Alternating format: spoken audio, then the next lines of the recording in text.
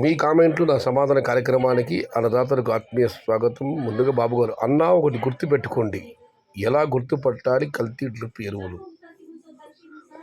తెలిసిన అన్నదాతలు ఎవరైనా ఉంటే కామెంట్ రూపంలో తెలియజేయండి అన్న. ఇక మనం మరొకటి పరిశీలిస్తే బసవేశ్వర రెడ్డి గారు, సయ్యద్ భయ్యా ఈ సంవత్సరమైనా సువర్ణాక్షరాలతో లిఖిస్తారా లేదా ఇప్పుడు ఉన్న ఖర్చులు చాలా ఎక్కువ, ధరలు చూస్తే భయంకరమైన పరిస్థితి, ఏమి చేయాలో ఏమో, ధరలు వచ్చి అంతా మంచిది జరిగితే పర్వాలేదు, లేదంటే డబ్బున్న రైతులు బార్కి వెళ్ళి మీ బ్రాండ్ మార్ఫిస్ తాగుతారు. మార్ఫిస్ లా బ్రాండ్ నీకేనా తెలుసు బ్రో.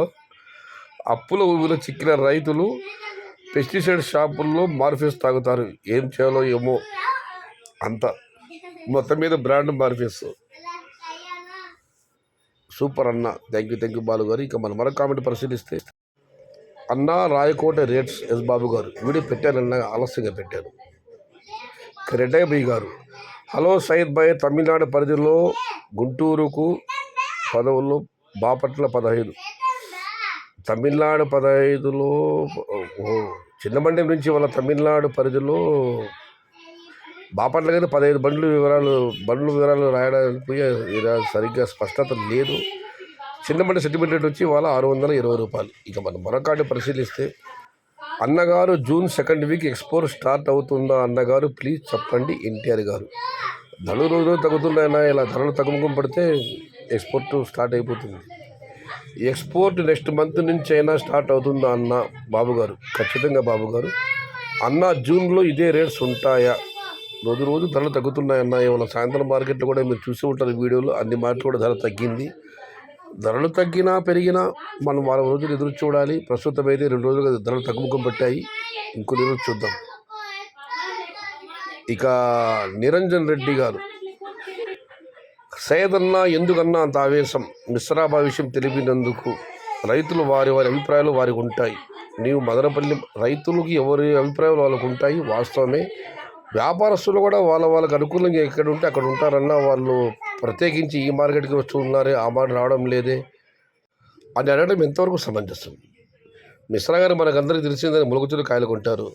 ములగచూరుకి వచ్చాడు మిశ్రా, మదనపల్లి ఆసియాలో పెద్ద మార్కెట్ కదా, అక్కడ ఎందుకు రావడం లేదు అంటూ గేలి చేస్తూ కామెంట్ పెట్టడం ఎంతవరకు సబబు.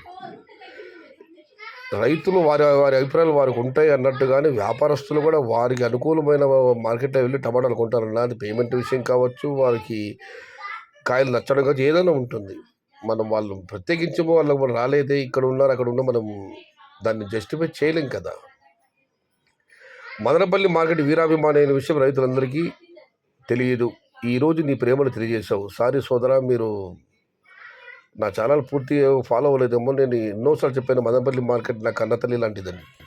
ఇవాళ కొత్తగా నేను చెప్పుకోవాల్సిన అవసరం లేదు. ఇదేమి రాజకీయ పార్టీ కాదు. మదనపల్లి మార్కెట్ నాకు తల్లి లాంటిదన్నా.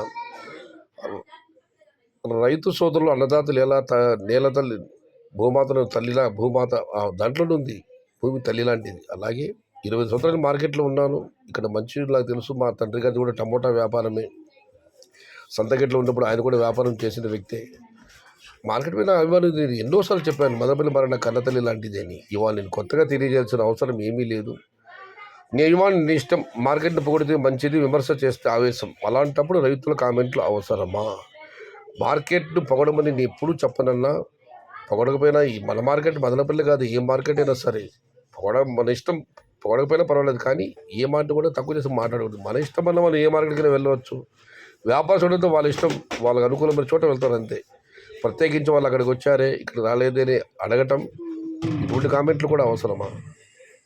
మిశ్రా గారు మనకందరికీ తెలుసు.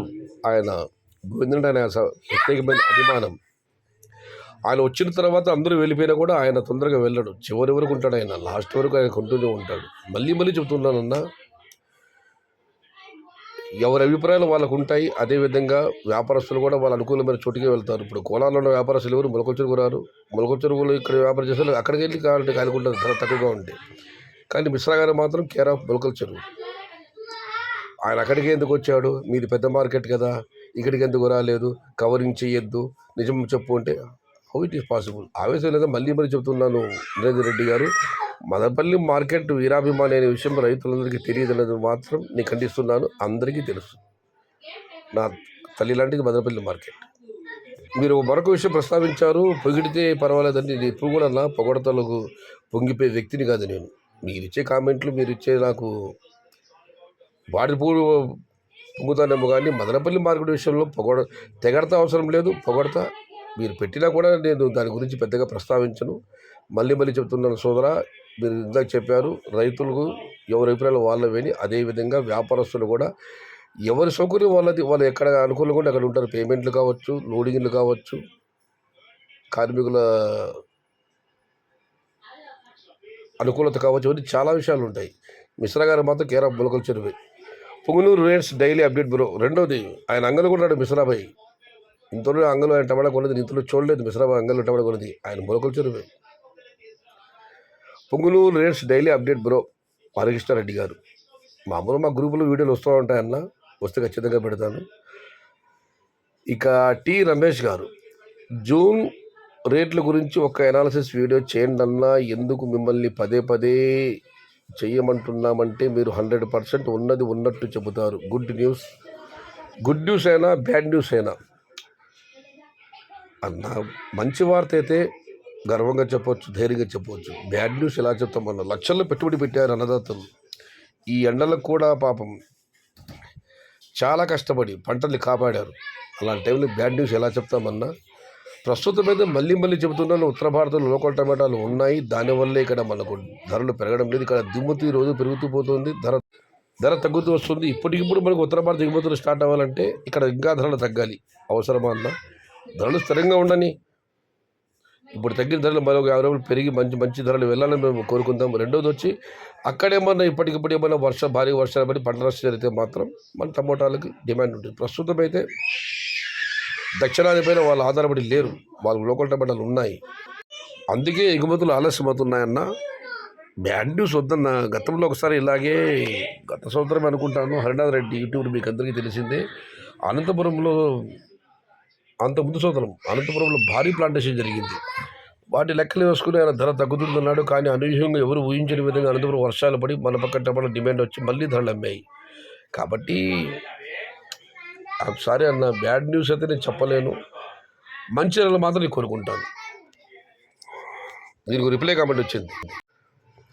కృష్ణకుమార్ గారు, అన్న రేట్స్ ఎవరు అనాలిసిస్ చేయలేరు. డిమాండ్ ఉండి సప్లై తక్కువ అయితే ఆటోమేటిక్గా rates within 1 day rates increase అవుతాయి. అలాగే స్కూల్స్ ఓపెన్ అయితే రేట్స్ ఇంక్రీజ్ అవుతాయి.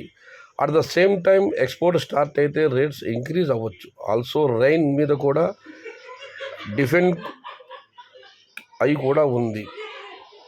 చక్కటి రిప్లై అన్న. ఇక మనం మరొకటి పరిశీలిస్తే, ఇక వివేకానంద గారు, మేలో భారీ ప్లాంటేషన్ కళ్యాణదుర్గంలో వర్షం వచ్చినప్పటి నుంచి బాగున్నాయి.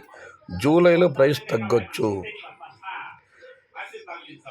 ఇక అన్న, జూలై 20కి 200 ఉంటుందన్న స్మాల్ బాక్స్ మీద. దీనికి 5 రిప్లై కామెంట్స్ వచ్చాయన్న.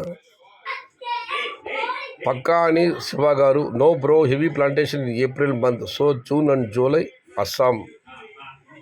గాది మహేష్ గారు, మే 1st ప్లాంటేషన్ అన్న. Bro 1st of May, so July 1st week cutting right. ఇది ఈరోజు మీ కామెంట్లో నా సమాధానం కార్యక్రమం. మొత్తం మీద నా అన్నదాత విజ్ఞప్తి అన్న. నిరంజన్ రెడ్డి గారు చెప్పారు, నీ మదనపల్లి మార్కెట్ అభిమాని ఇవ్వాలి తెలిసి లేదన్నా. మదనపల్లి మార్కెట్ నేను ఉన్నదే అక్కడ, కన్న తల్లిని, కన్న ఊరిని ఎవరు మర్చిపోలేరు కదా.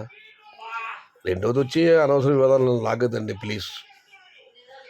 ఇది ఈరోజు మీ కామెంట్ నా సమాధాన కార్యక్రమం. చివరిగా మళ్ళీ చెబుతున్నాను, ఈ జూన్ 10 తర్వాత మాత్రం దిగుమతులు పెరిగే అవకాశాలు అయితే భారీగా కనిపిస్తున్నాయి. దిగుమతి పెరిగే అవకాశాలు ఎక్కువగా ఉన్నాయి. ఎందుకంటే కొత్త తోటల కాయలు చాలా ఉన్నాయి. ఆ లోపల ఏమవుతూ చూడాలి. ప్రస్తుతం ఉన్న సమాచారం మేరకు జూన్ 10 తర్వాత దిగుమతి పెరిగే అవకాశాలు ఎక్కువగా ఉన్నాయి. అయితే అప్పటికి మన ఉత్తర భారతం అందుకుంటే అక్కడైనా కాస్త లోకల్ తగ్గితే ధరలు బాగా ఉంటాయి. ఒకవేళ అక్కడ లోకల్ ఉన్నా కూడా మన దగ్గర దిగుమతి ఖచ్చితంగా ఎగుమతులు ఆరంభమయ్యే అవకాశాలు ఉన్నాయి.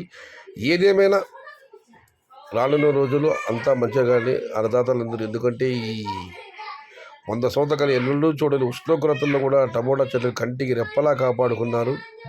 లక్షల్లో ఖర్చు, వేలు ఖర్చులు పెట్టారు డ్రిప్ ఎరువులు వాటన్నిటికీ. వారందరికీ మంచి జరగాలని ఆ భగవంతుని మనస్ఫూర్తిగా ప్రార్థిస్తూ భవదీయుడు సయ్యద్ షహతాజ్. మళ్ళీ చెబుతున్నాను, మనం ఏ పార్టీ వాళ్ళనే కావచ్చు, ఏ మతం వాళ్ళనే కావచ్చు, ఏ కులమైన వాళ్ళు కావచ్చు, మన అభిప్రాయాలు ఏమన్నా ఉండవచ్చు. కానీ మన యూట్యూబ్ ఛానల్ సయ్యద్ షహతాజ్ విషయంలో మాత్రం వివాదం లేకుండా ప్రశాంతంగా, సాఫీగా, హాయిగా నా ఛానల్ కొనసాగాలని ఆ భగవంతుని మనస్ఫూర్తి ప్రార్థిస్తున్నాను. మొన్న కూడా ఇలాగ ఒక వివాదాస్పదమైన అంశం కూడా తెరపైకి వచ్చింది మన ఛానల్లోనే. అనవసరం. వీటన్నిటికి దూరంగా మనం ప్లాంటేషన్లు, టమాటా ధరలు, మన సాధక బాధలు చర్చించుకుందాం. రాజకీయాలు వద్దు, ఈ పక్షపాత విషయాలు కూడా వద్దు. జై హింద్.